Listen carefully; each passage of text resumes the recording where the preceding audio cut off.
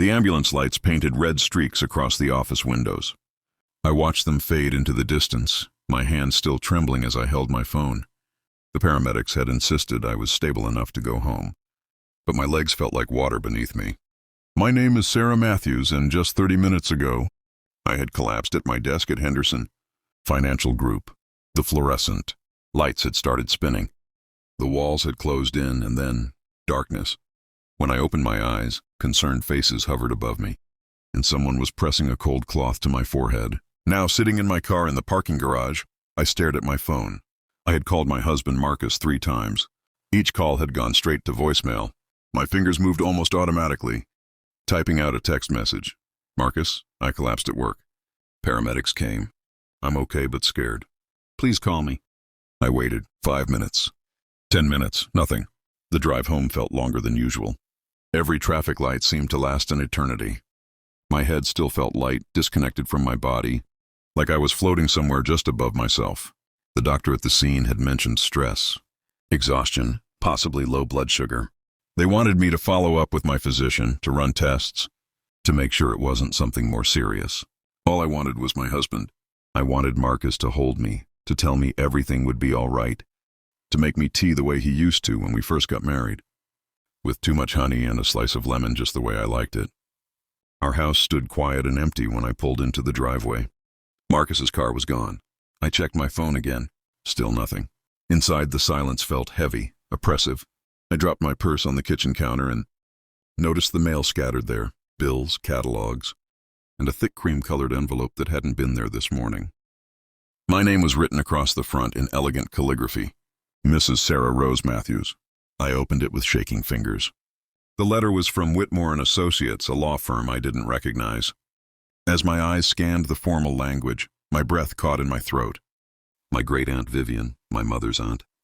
A woman I had only met a handful of times at family gatherings, had passed away 3 weeks ago, and she had left me everything. The house in Connecticut, the investment portfolio, the estate valued at approximately $3.2 million. I read the letter 3 times, certain I was misunderstanding.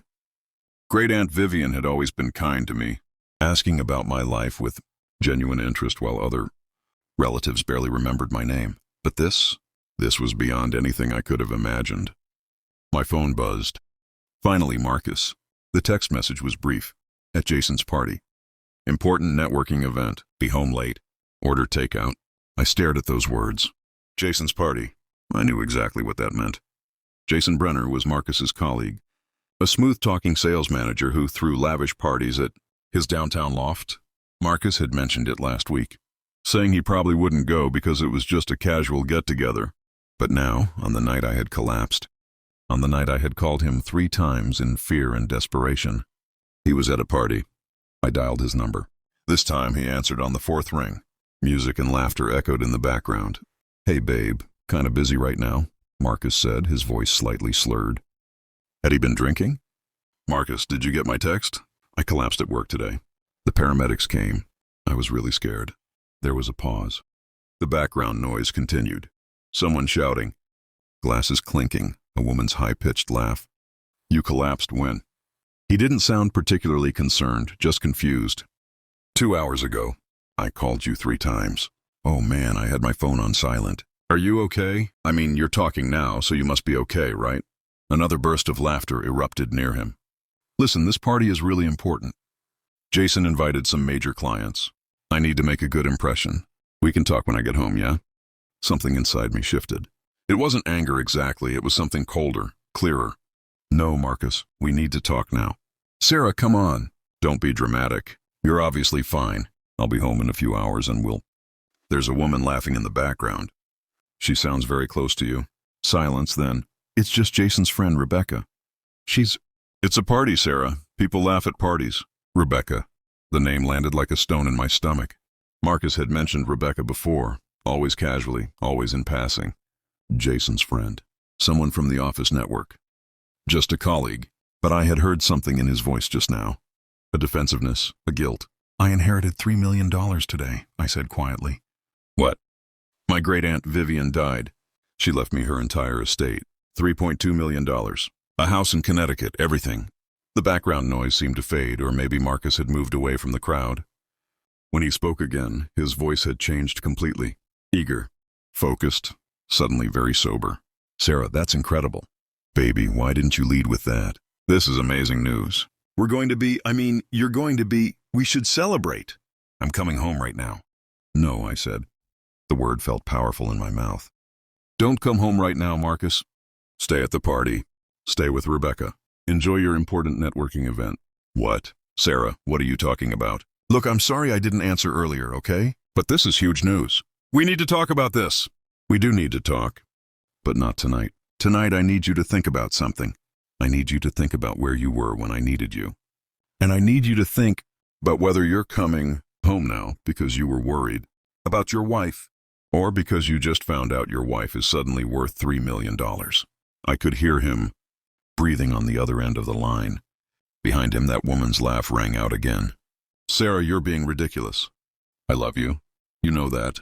Do you, Marcus? Or do you love the idea of me? The idea of what I can provide?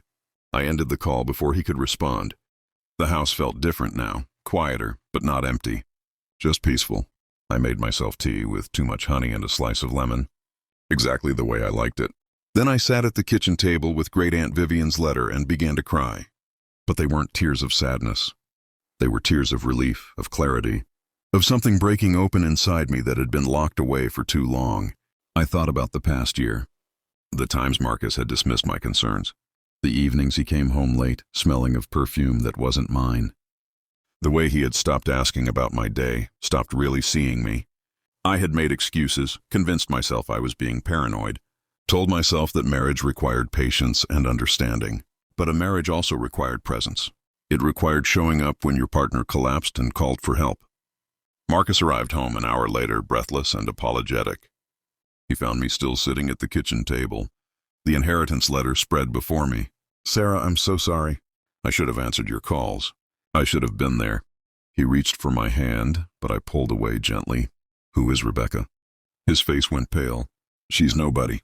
Just a colleague. I swear, Sarah, nothing. Please don't lie to me. Not tonight. I'm too tired for lies. He slumped into the chair across from me. For a long moment, he said nothing. Then, quietly, we've been seeing each other for 3 months. It's not serious. It's just, I don't know, Sarah. We've been so disconnected lately, and she made me feel... Stop, I said. I don't need to hear the justifications. Marcus looked at me with something like fear in his eyes. What happens now? I took a sip of my tea. It had grown lukewarm, but it still tasted perfect. Now I'm going to Connecticut to see my inheritance. I'm going to take some time to figure out who I am without you.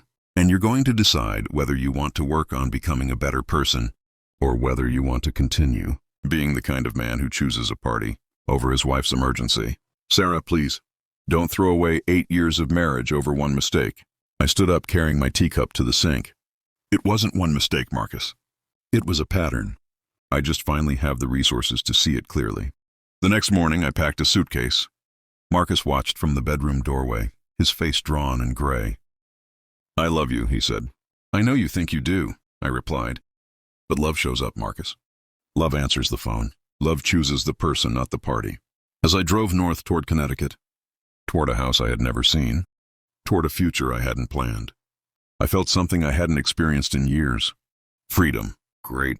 Aunt Vivian's house sat on 3 acres of woodland, surrounded by maple trees and morning light. It was beautiful and peaceful in mine. I didn't know what would happen with Marcus.